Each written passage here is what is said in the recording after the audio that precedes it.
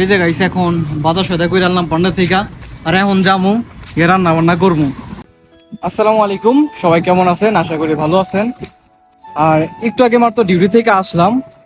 আসার পরে রুমের ভিতর দিয়ে কিনে কিছু নাই, রান্না যে করে খামু এরকম কিনে কিছুই নাই।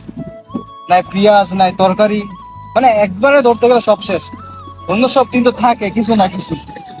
তো 12 ঘন্টা ডিউটি করে আইসা এখন আমরা যাচ্ছি একটা পান্ডাতে। আমাদের রুমের সামনে পান্ডা আছে, ওইখানে যাবো। ওইখান থেকে কেনাকাটা করে আইন না, পরে রান্না বসা। ভাই বিদেশের কথা কইলে শেষ নাই, বুঝছেন? 12 ঘন্টা ডিউটি করে এখন যাচ্ছে আবার পান্ডাতে। আর বাইরে এত গরম, দাঁড়ানো যায় না, মনে হইতেছে আগুন লাগতেছে শরীরে।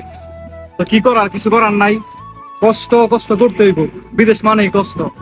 তো আমাদের সাথে থাকুন, পান্ডায় যাচ্ছি আর সামান কিনে রুমে যাবো, পর রান্না করে খাবো। তো গাইস, দেখতে দেখতে আমরা চলে আসলাম পান্ডার ভিতরে। আর পান্ডার ভিতরটা এত ভিড় ছিল না, কারণ রাত বাজতেছেন 11টা প্রায়। তো তার জন্য আমরা ফাঁকা পাইছি, তার জন্য কিছু সবজি নিতে আসছি। তো এখানে মেলা সবজি ছিল, আর আমরা যেই সবজি নিব এখানে সেই সবজি নাই। আমরা ভিতরটাছি কুইশাক, কারণ অনেক দিন ধরে কুইশাক খাই না। তো এখানে কুইশাক পাই নাই, যাক সমস্যা না। তারপর অন্য সবজি নিয়ে নিছি, আর কিছু পেঁয়াজ টেস্ট নিয়ে নিছি। রুমে একটা পেঁয়াজও নাই। তো পেঁয়াজ থাকলে তো অন্তত কিছু রান্না করে খাওয়া যাইতো।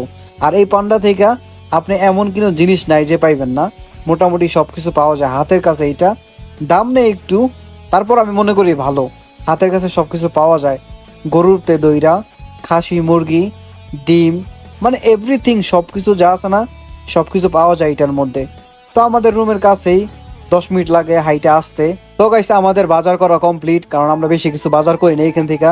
আর জামালটা ওইদিকে দিয়ে দিছি বিলটা পে করার জন্য। এই যে গাইছে এখন বাজার সদাই করে আনলাম পান্ডা থেকে। আর এখন যামু গিয়ে রান্না বান্না করবো। সকালবেলা খাইছি, দুপুরে খাই নাই, যামু রান্না করবো খামু। এর নামে প্রবাস জীবন। তো সবাই ভালো থাকবেন, সুস্থ থাকবেন, দেখা হবে নেক্সট কোনো ভিডিওতে। আল্লাহ হাফিজ।